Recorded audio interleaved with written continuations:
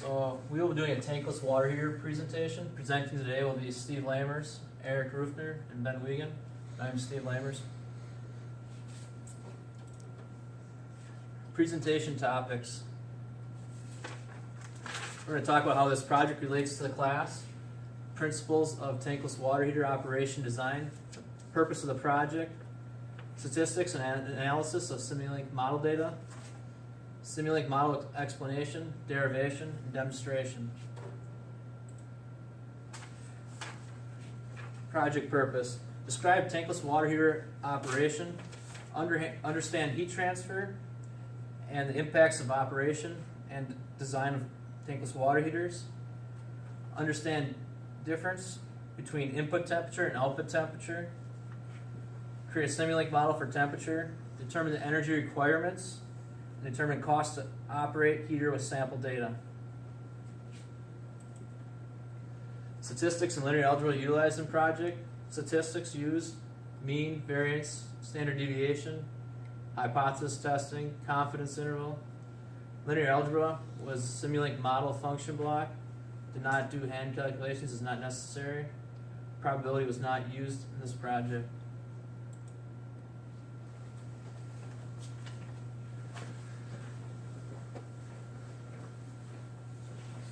Hello, I'm Eric Rufner. In the second part, more on the background and history of water heaters in general. First type of water heater we're just going to briefly discuss is a tank water heater. A tank water heater primarily used in residential applications. They're very popular in the U.S. and they typically have two heating sources, gas and electric. These type of water heaters store a set amount of water and it heats it, and then once it's consumed by the user, it then has to replenish and reheat. I'm sure a lot of people have had cold showers in the past, and that's kind of the disadvantage of the tank water heater. And that so brings us to our discussion of the beginning of a tankless water heater. In 1924, Dr. Theodore Stiebel developed developed an immersion coil, which he would later use in the development of the first small instantaneous water heater that we see here in this photo.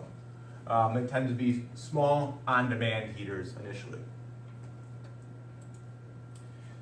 Brings us to more of a modern day look of what a water heater might be in an industrial or residential application. There's a couple different electromechanical devices. Initially, the water is going to come in through an inlet and pass by a flow meter. As the water flows up, it's going to pass by a thermal resistor. This is going to give us our initial flow and our initial input water temperature. It's going to kind of define how much energy we need to put back into the water to raise us up to a desired set point. On the outboard side, we are then measuring our output with another thermal resistor, quick pipe, this would be like an RTD or something like that. And then this knowledge of the output temperature is going to come back into the control logic and change the amount of energy we're putting into the system to get that output temperature as close to the set point as possible. The thing that's doing all the work in these is these immersion coils, the heating coils. They're elements. This element here is of several single elements. They tend to be an incolloid sheathed element, and really from an electrical standpoint, their model is just like a really small resistance, small ohm resistor. It's pretty amazing. These type of coils here can pump hundreds of kilowatts through, and their model is like an 18 ohm resistor. Applications in today's world, they're commonly used in commercial settings as point of use. They're also find a good place in environments or countries where space is a constraint. You may not have the luxury of a 1,000, 2,000 square foot home in a small apartment. A point of use is quite a better use of space. Also, they're becoming more popular in whole home residential systems, and as well as an industrial use where you're heating chemicals, water for any kind of application. Pros and cons of a water heater is they tend to have a smaller footprint. They consume power only when in use, and they have a greater reliability. With the tank water heater, the tank itself can corrode and begin to leak. In the tankless system, you're using materials that don't corrode. The tankless water heater can also have a variable set point, as well as scalable elements. Some of the negatives are is when it is in use, the power is quite high, and there is some higher upfront costs than a traditional tank water heater at home.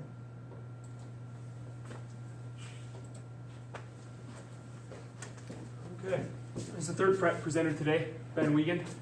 So I'm going to go, we talked about some of the background information. We'll get into kind of the meat of the project here. So really we're looking to see if this instantaneous or tankless water supply can be something that we can use in an industrial application such as a hot water shower supply at a paper mill. So currently what we have available to us is a 1,700 gallon tank where we use reclaimed water and heat that up to a set point of 130 degrees Fahrenheit. And then that is output via high pressure pumps at a fairly constant value of about 100 gallons per minute. So that becomes our test case. For us right now, I guess if you look at the image here, I don't know if many of you have seen it, it's what we call a steam sparger. So really you introduce steam at the inlet, and as that comes through the nozzle, it creates a low pressure zone that causes your water then to enter through these veins and mix as it comes out and creates that nice circulation that you need to heat the whole tank. So for us, it's a positive as far as the cost is concerned. We do produce steam for the process line itself. So when we return a 27-pound steam to heat this type of water, it's not a very high cost. So we're looking at about $5.25 per million BTUs. Very simple, and it has been quite reliable throughout the years. Cons, obviously, we're always looking for more space. Where can we store white water? Valuable type of stuff for the process. So if we can get rid of that tank, it's a huge benefit for us. And then also this tank is open to atmosphere. And as you do that, you open yourself up for possible contamination. So again, if we can get rid of the tank, we get rid of that. So can we utilize a tankless heating system? That's going to be kind of the view that we're looking at over the next couple slides. Again, we talked about the elimination of the tank. The instantaneous nature of the heating eliminates the constant potential fluctuations that you get with inlet temperature changes. And we'll kind of talk about that inlet as we move forward here too. And we also look at just the general money-saving type stuff as far as energy efficiency improvements and focus on energy incentives to become more of a green type business. And cons, there are quite a few. You do have a higher cost of energy just generally. We're looking at about 5.9 cents per kilowatt hour. And then also the fact that we have to implement a project like this.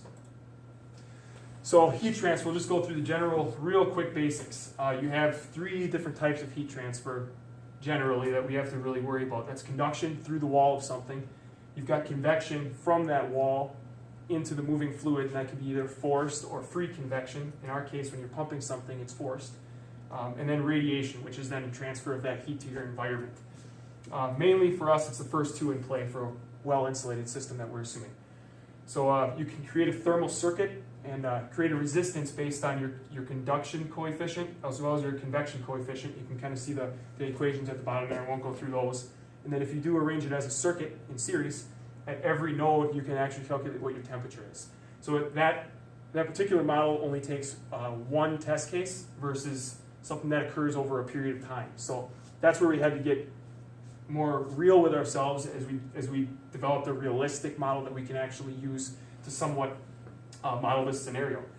So for us, we were just going to use a general PID control loop for this. Your Q output's going to be a result of your delta T. That's your temperature output versus your temperature input comparison. That's the general heat transfer formula is Q equals your specific heat capacity times your mass flow rate times your delta T. So for us, in this loop, we'd also need a transfer function for our heat exchanger. Again, we'll talk about that, but that's something that we set as a unity value to 1 for this time, considering it's instantaneously heating. And then we'll talk about the rest of the constants that we have here in the loop itself. So this is our simulate model. Basically what we have is we have our input temperature values as the from workspace block. Go through some correction factors to convert that from degrees Fahrenheit into degrees Celsius.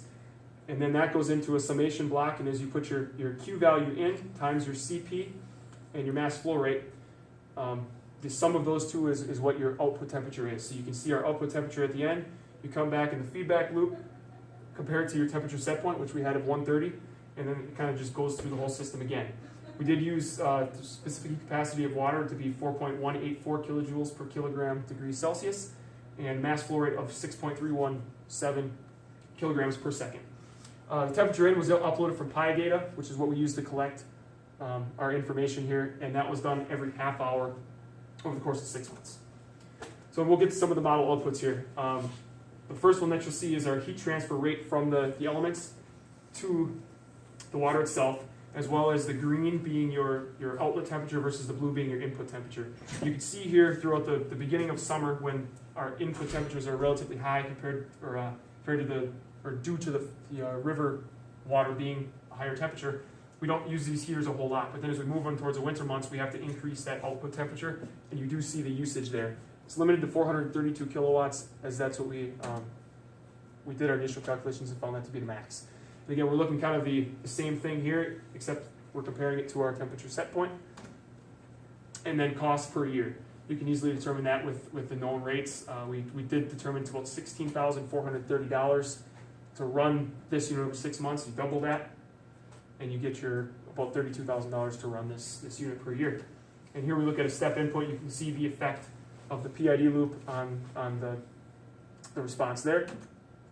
So direct model information costs us $32,860 per year for this water heater to work, compared to about $22,000 for the steam sparger system at 75% efficiency.